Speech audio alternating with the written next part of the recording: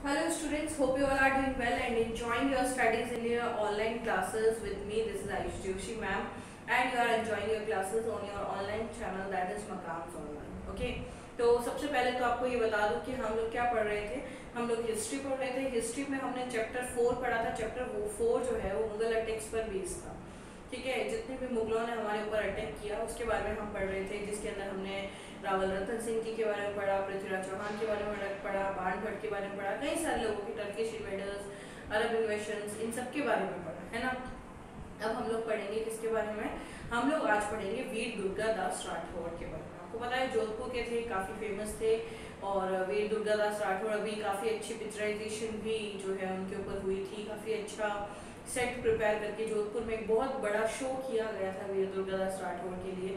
करीब 4 to 7 days approximately उनका वो पूरा सेटअप हुआ था और पूरा लाइव शो हुआ था। वीर दुर्गादास राठौर एक ड्रामेटिकल रूप में प्रेजेंट किए गए थे पिछले कुछ दिनों ही। ठीक है, तो अब मैं आपको बताती हूँ वीर दुर्गादास राठौर। वीर दुर्गादास राठौर की आपको पता होगा मसूरिया पर एक जो घोड़ा है उसके ऊपर उनका पिलर भी है, मतलब उनके ऊपर उनका स्टैचू है घोड़े पर। तो ये भी वीर दुर्गादास राठौर का। इसके अलावा आपको पता होगा ओवरब्रिज बना है अपने रातानाडा साइड में, जो ये रित्या भैरू जी उससे पहले एस मेडिकल के उस तरफ जो वो जो ये बना है पुल, वो पूरा एयर ब्रिज जो बना है वो किस नाम से बना है? वीर दुर्गादास राठौर के नाम से, वीर दुर्गादास राठौर ब्रिज।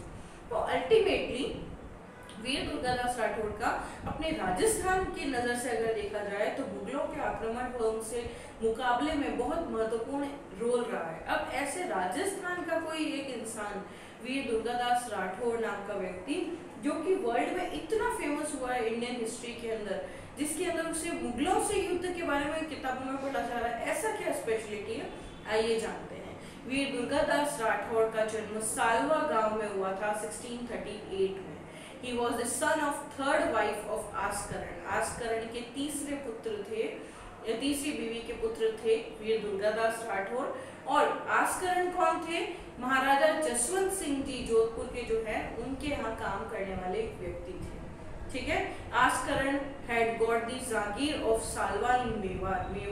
मारवाड़ के अंदर सालवा की जागीर किसे मिली? आस्करण को मिली। And later on, after Gehlot Nancy, he was appointed as the Prime Minister of Marwar। फिर उसको गेहलोत नैन्सी की मृत्यु के बाद में अल्टीमेटली वीर दुर्गादास के पिता आस्करण को क्या कर दिया गया? पहले तो उसे जागीर दे दी सालवा की मारवाड़ के, उसके बाद में उसे मारवाड़ के ही प्राइम मिनिस्टर के तौर पे अपॉइंट कर दिया गया। He had separated his wife and son। उसने उसके ऊपर इतना जोश चढ़ा हुआ था उस पद का कि उसने अपनी बीवी और बच्चे को खुद से अलग कर दिया बिना किसी प्रेम और स्नेह के। He had separated his wife and son on love for his wife and no love for his wife, and then finally by living in Lunave village। Lunave village में जब वो रह रहे थे दुर्गादास जी अपनी माता जी के साथ में, और वहाँ खेती बाड़ी का काम करते थे क्योंकि पिताजी आस्करण जी बिल्कुल अलग कर चुके थे बेटे और माँ को। उस कंडीशन में माँ बेटे को लेकर के और कहाँ रहती थी? लुनावे गांव के अंदर रहा करती थी, वहाँ रह करके और वो अलग से खेती बाड़ी करके अपने जीवन का गुजारा किया करते थे। ठीक है, 1655 की बात है। उन्होंने रॉयल हर्ट्समैन वहाँ से गुजर रहे थे और आपस में झगड़ा कर रहे थे किसी इशू को लेकर के वहाँ से गुजरते हुए। तो मेल कैमल्स को उन्होंने वहाँ से निकलते हुए जो है झगड़ा करते हुए सुना और सुना कि वो महाराजा के खिलाफ जो है इधर उधर की बातें कर रहे हैं और अनशेंट बोल रहे हैं महाराजा के खिलाफ। अब ये चीज आस्करण के पुत्र मतलब वीर दुर्गादास राठौर को किसी भी कंडीशन पे, बिल्कुल भी किसी भी लेवल पे जो है मंजूर नहीं थी। जब उन्होंने हर्ट्समैन, शाही हर्ट्समैन को मार दिया तो ये खबर कहाँ तक पहुँची? ये खबर राजा के महल तक पहुँची कि आस्करण के पुत्र ने उन्हें मार दिया है। आस्करण को बुलाया गया। आस्करण ने कहा कि वो मेरा पुत्र नहीं है। उसने तो मना ही कर दिया कि मेरा पुत्र नहीं है, भले आप इसे गाँव से निकाल लो। फिर उसे बुलाया गया। उसे जब बुलाया गया तो उसने अपने ही इस क्राइम को, अपने कृत्य को एक्सेप्ट किया और कहा कि हाँ मैंने ही उन्हें मारा है। क्यों? क्योंकि वो मेरी बात नहीं सुन रहे थे और उन्होंने पूरी फसल जो खेती की थी, खेत की थी, वो बर्बाद कर दी थी।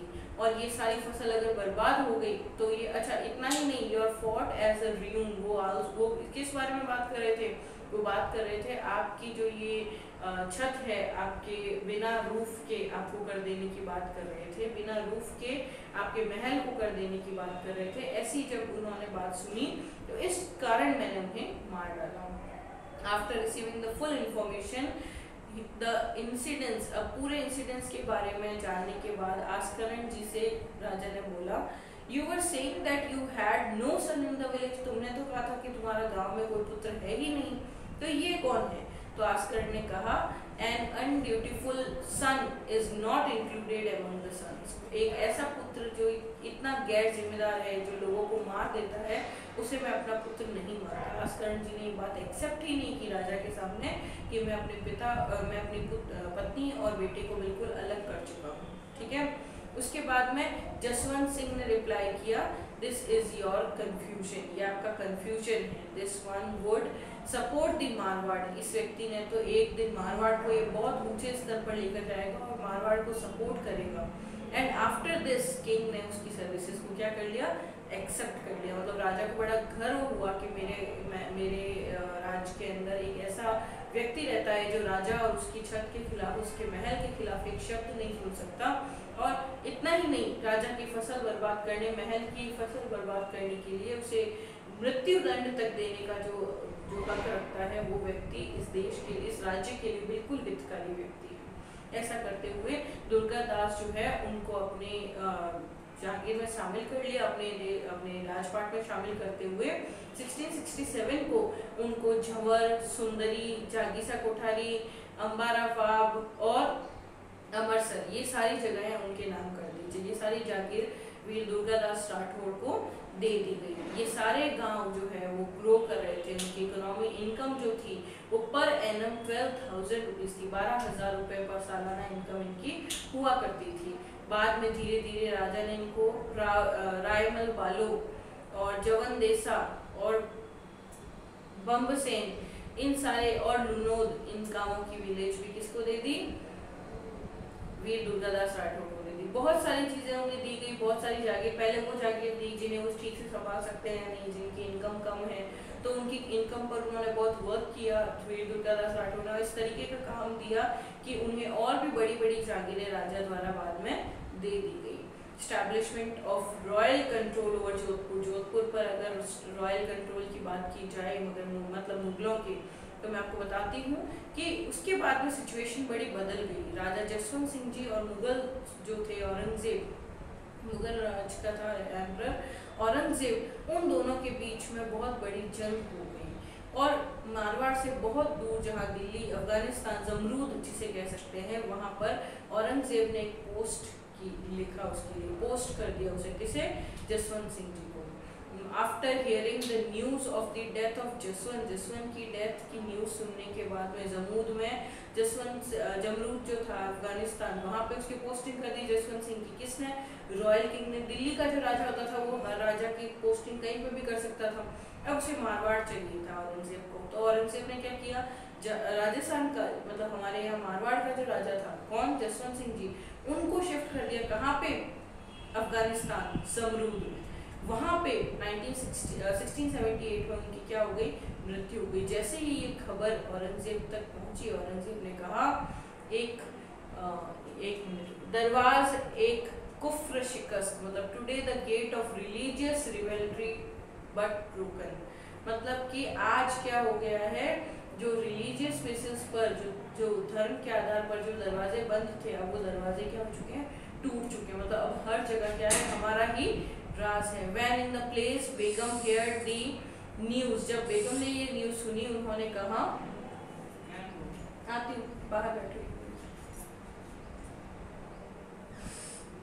Today in the day of sadness, आज के इस दुख भरे दिन में, that such a pillar of the kingdom has broken, आज हमारे इस राज्य का एक बहुत बड़ा जो पिलर है वो टूट चुका है। को किसके रूप में, जसवंत सिंह जी के रूप में। जसवंत सिंह जी की डेथ के बाद में औरंगजेब ने जोधपुर को बिना किसी राजा के ही अपॉइंट कर लिया ताहिर खान को फौजदार के रूप में, और गुजर खान, खुदमत गुजर खान को फर्स्ट सेव्योर के रूप में, एंड फोर्थ सेव्योर के रूप में, एंड शेर अनवर को आमीन के रूप में, और अब्दुल रहीम को कोतवाल के रूप में। इन सारे व्यक्तियों को वहाँ पे अलग अलग पोस्ट दे दी गई, लेकिन वहाँ पे कोई राजा नहीं था। और इन 4-5 व्यक्ति जिन्हें पोस्ट दी गई उन्हें कहा गया कि आप जोधपुर का पूरा कार्यभार संभालेंगे।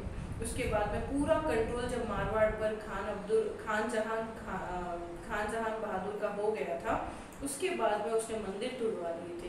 इन सारी इडियोटिक हरकतों को देख करके जो आइडियल्स, जो मंदिर, जो बड़े बड़े जो हम कह सकते हैं दरबार थे ये राजपूत राजाओं के, वो सब तुड़वा दिए, वो सब उन सब पर अपना कब्जा कर लिया।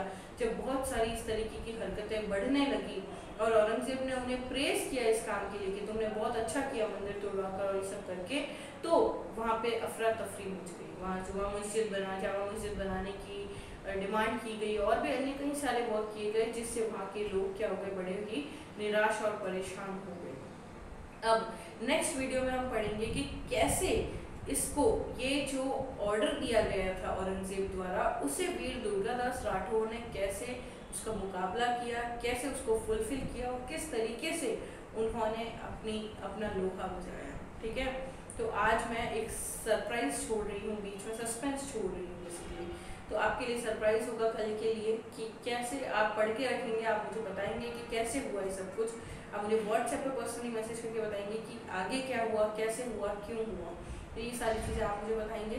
यहाँ तक चीज़ें समझ में आ गई। अब वीर दुर्गादास राठौर औरंगजेब से कैसे युद्ध करते हैं, कैसे वो इन सारी चीज़ों को जीतते हैं, क्या हालात होते हैं, और इन सारी चीज़ों के बारे में हम लोग नेक्स्ट वीडियो में पढ़ेंगे। ठीक है, अब तक हमने जसवंत सिंह जी की डेथ के बारे में पढ़ा है और उससे होने वाले इम्पैक्ट को देखा है। ठीक है, so bye bye, take care, have a great time ahead. In next video we are going to read about the Veer Durgadas Rathaur's great efforts towards Mughal emperors.